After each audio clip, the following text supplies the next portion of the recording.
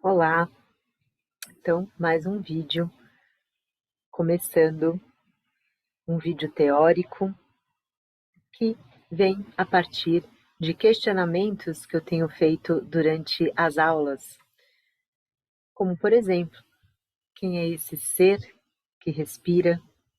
Quem é esse ser que se observa? Existem os papéis que você desempenha na vida? Mas será que você se limita a isso? Será que é possível se afastar desses papéis e se aproximar de uma identidade mais anônima? Da onde vêm esses questionamentos? Daí eu resolvi trazer textos que trazem conceitos do ser, da existência do ser, da vida, da relação do ser com a vida, tanto na história da Índia, quanto por consequência na história do yoga. É para ser um vídeo curto, sem grandes aprofundamentos, então teremos um panorama um pouco mais superficial de alguns textos que eu selecionei. Não são todos, mas vai dando mais clareza do que o yoga carrega da história da Índia, da história da sociedade, da história dos mitos. Então vamos começar. Eu vou compartilhar a tela.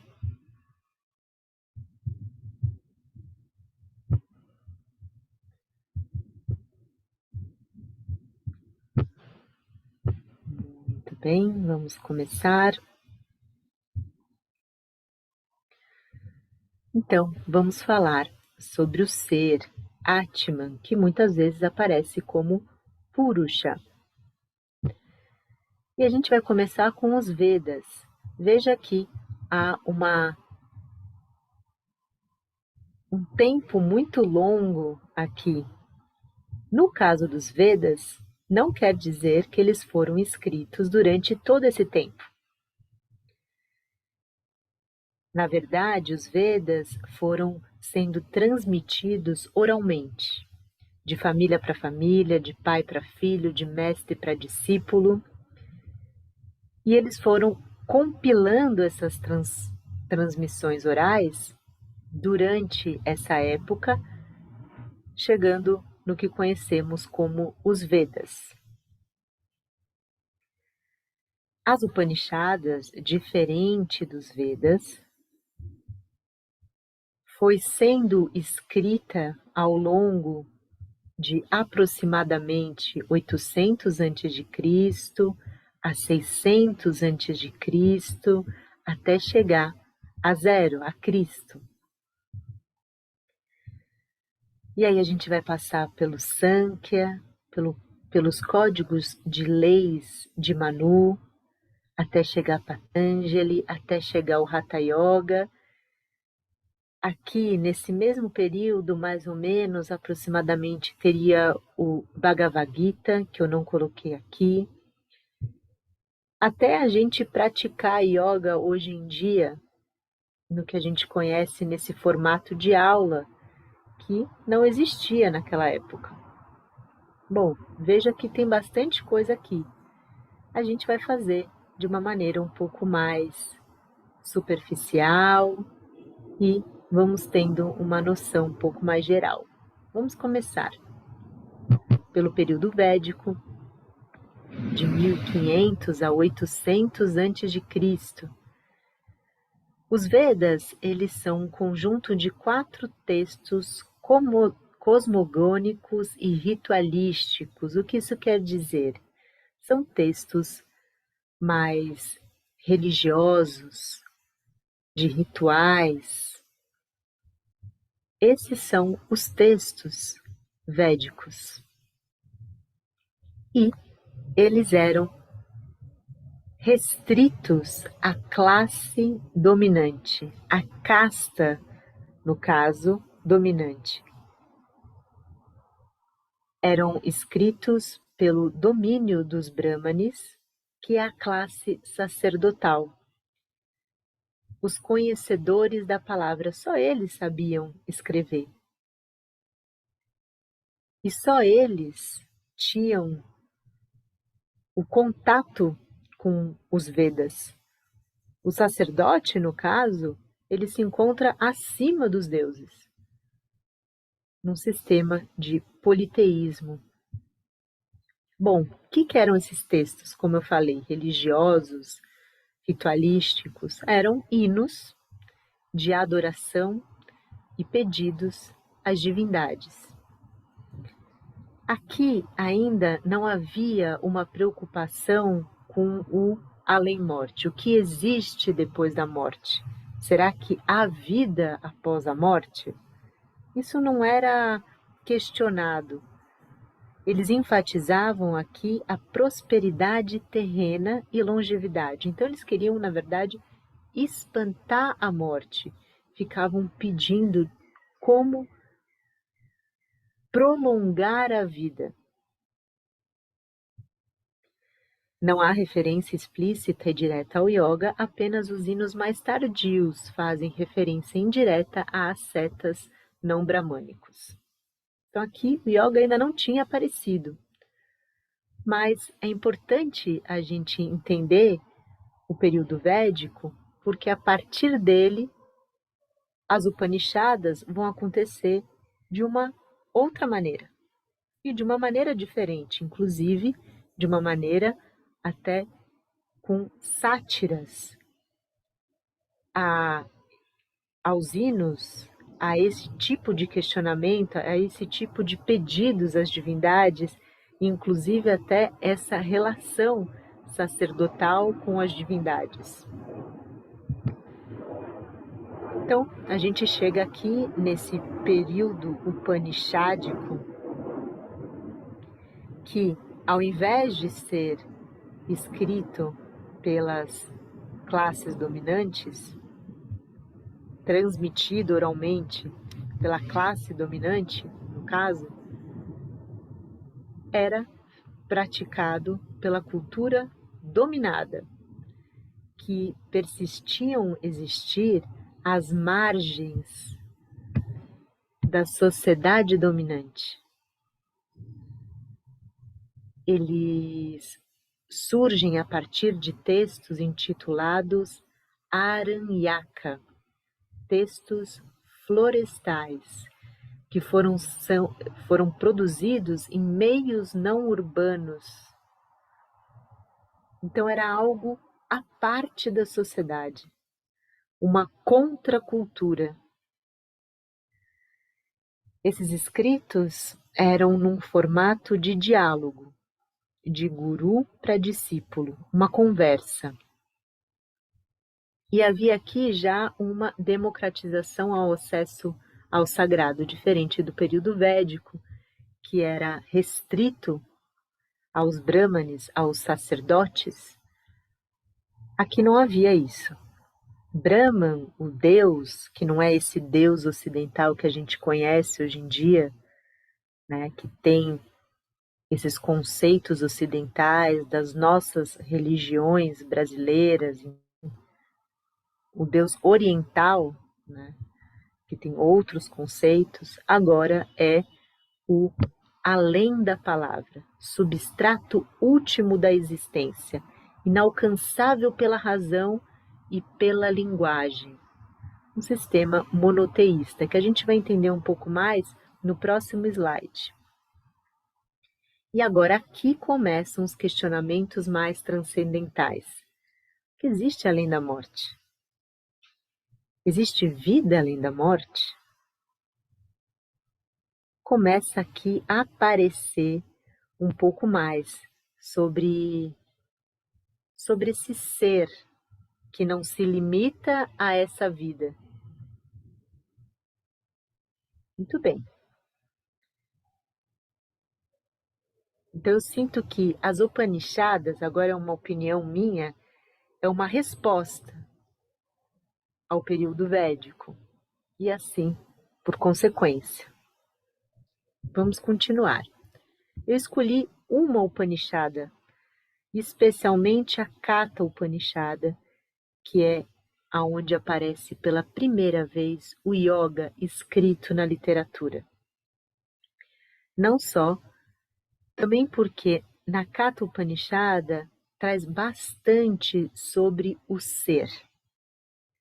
Então, eu peguei um trecho da Katha Upanishada, que é um diálogo do menino Nachiqueta com o deus da morte. E ele está no diálogo com o deus da morte, fazendo alguns pedidos para esse deus. E aí ele começa a questionar o que existe além da vida, se existe vida além da morte. E aí eu gostaria de fazer essa leitura com vocês. Embora o corpo fique parado durante a meditação, o ser exerce sua influência em qualquer lugar. Embora permaneça quieto, movimenta tudo em todos os lugares. Essa é uma tradução do Pedro Kupfer, que não respeita de uma maneira muito ortodoxa as palavras em sânscrito, mas é uma tradução que se aproxima bastante do significado em sânscrito. Eu fui junto lendo a tradução do Adriano, que é uma leitura um pouco mais difícil, com palavras um pouco mais complicadas, mas ele respeita a métrica. Existe uma métrica das Upanishadas, uma métrica, um ritmo, uma rima, e ele busca palavras em português que também gera essa métrica. Então fica um pouco mais difícil, mas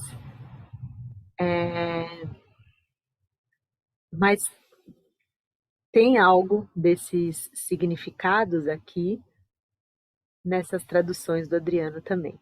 Então, vamos continuar.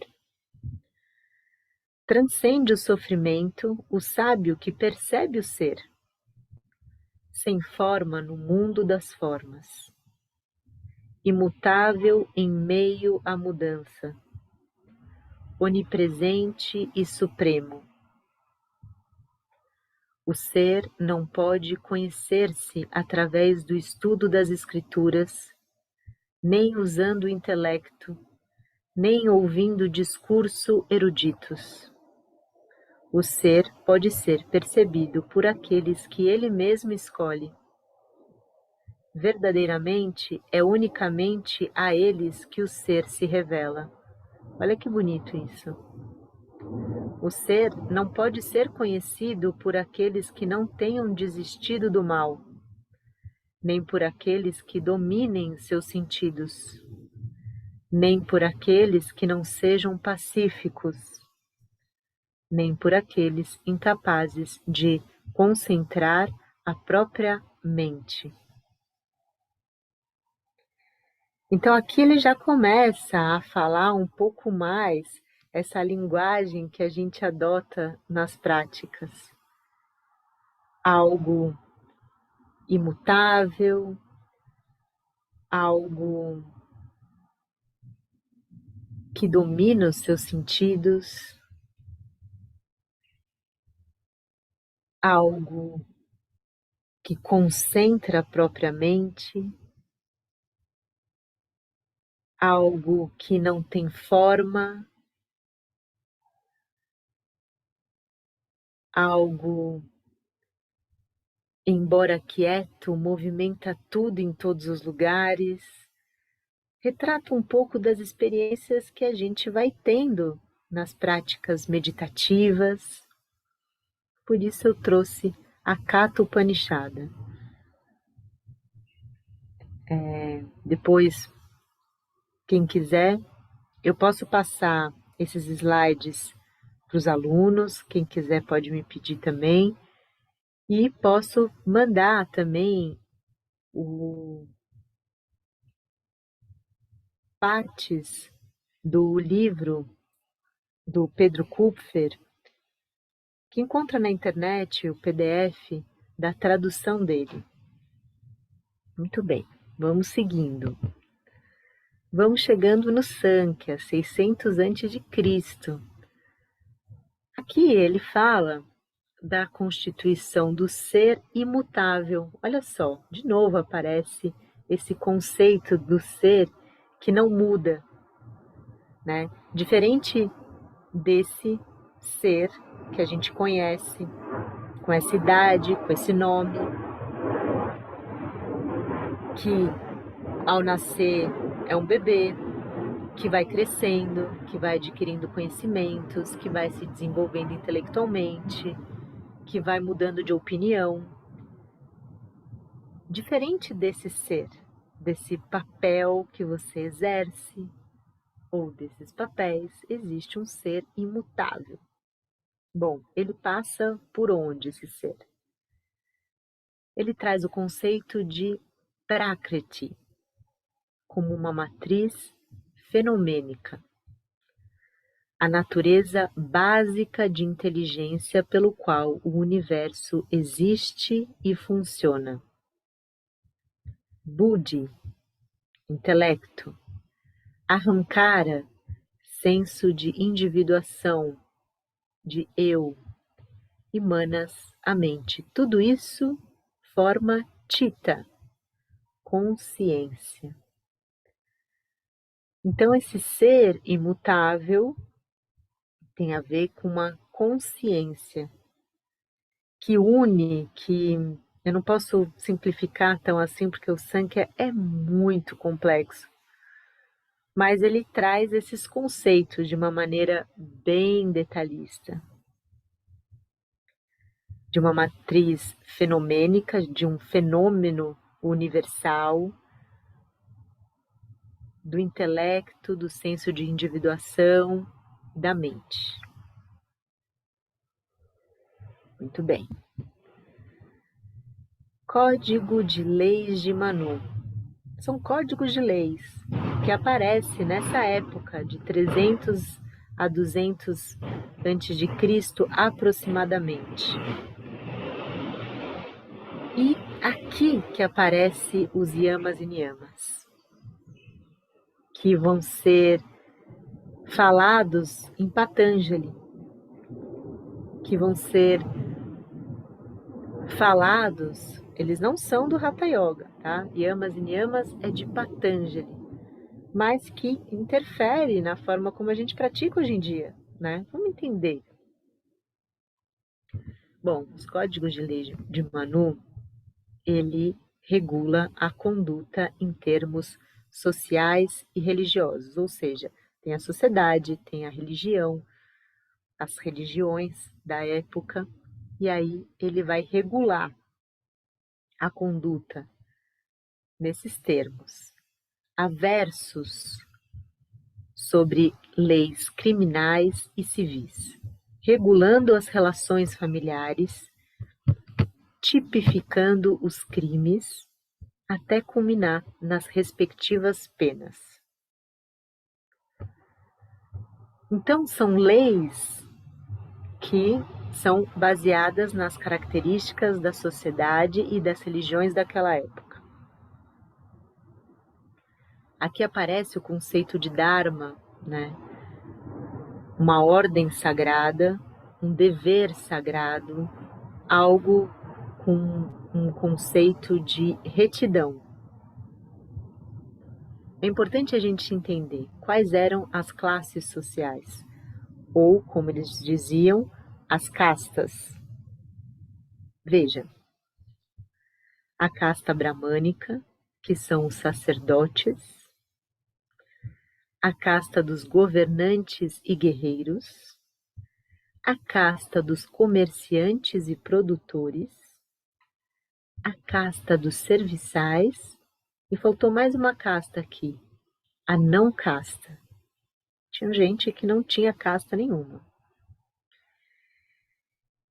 E existia etapas de vida. Então, você começava como um estudante, depois você se tornava um chefe de lar, depois um eremita, depois um asceta errante. Então, as leis se tratavam dessas castas, desse conceito de etapas de vida que você deveria fazer, ser. Daí que aparecem um pouco mais sobre os yamas e niyamas como um dever moral, ético da época. E aí a gente chega em Patanjali, que eu já falei em vídeos anteriores. Eu trago os 3 primeiros sutras, esse na verdade é o segundo, o terceiro e o quarto. O primeiro fala, agora vamos falar sobre o yoga, algo assim. E no segundo, ele fala que o yoga é a inibição voluntária das modificações da mente. No terceiro, nesse estado, o praticante está estabelecido na sua própria natureza. E no quarto, do contrário, se identifica com as atividades. Ou seja, quando você está identificado com as atividades, que são os papéis que você desempenha na vida, você está com as modificações da mente, as variações da mente, as oscilações da mente. E quando você não se identifica com isso, você cessa esses movimentos da mente. E aí você se estabelece na sua própria natureza.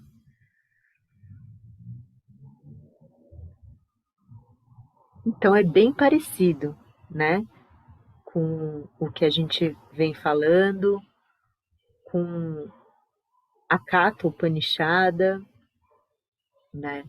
Só que é falado de uma outra maneira. Aqui em Patanjali já aparecem os yamas e niyamas como uma conduta do praticante de yoga, mas tem a ver com os códigos de leis de Manu. Olha que interessante.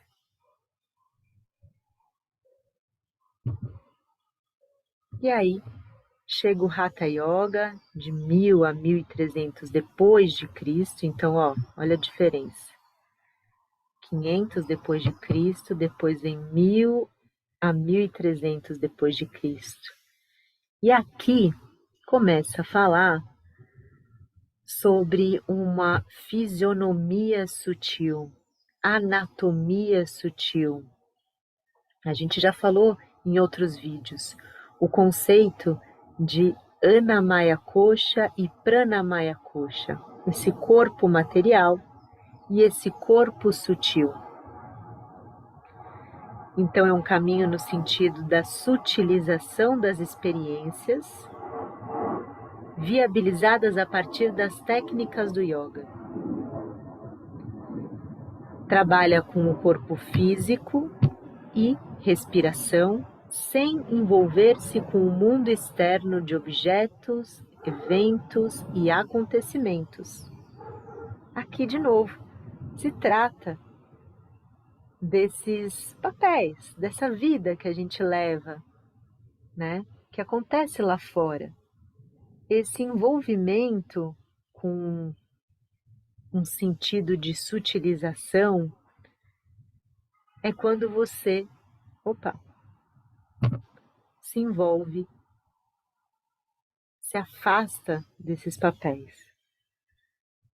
Chega agora o conceito de chakras, de nadis, que a gente já falou em outros vídeos, que são os caminhos dessas sensações, e daí vai tendo essa constituição desse ser, né? Então, é um pouco isso que eu queria trazer hoje. A gente pode falar mais sobre cada texto, estudar um pouco mais sobre cada um dessas épocas. Eu acho que pode ser interessante. Mas eu acho que já dá para ter um panorama geral de como que o yoga foi se formando, né? Essas classes sociais é difícil da gente entender porque é muito diferente de hoje em dia. Essas castas têm algo muito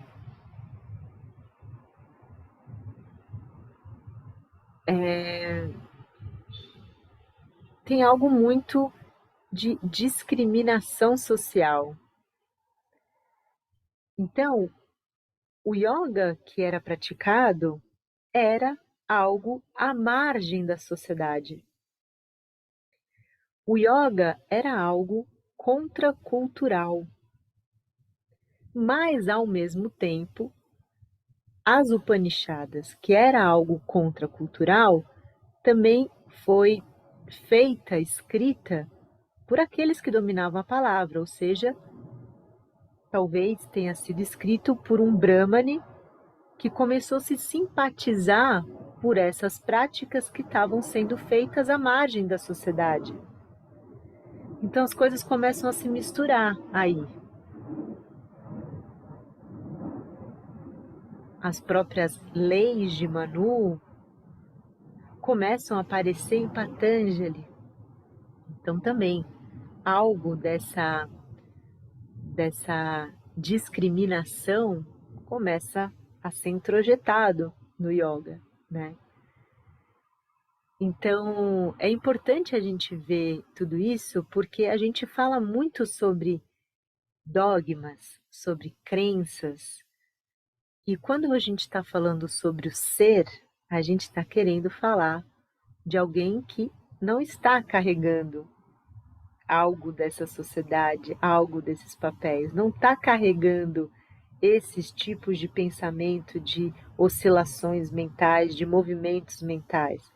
É uma mente muito mais estabilizada, muito mais a parte disso.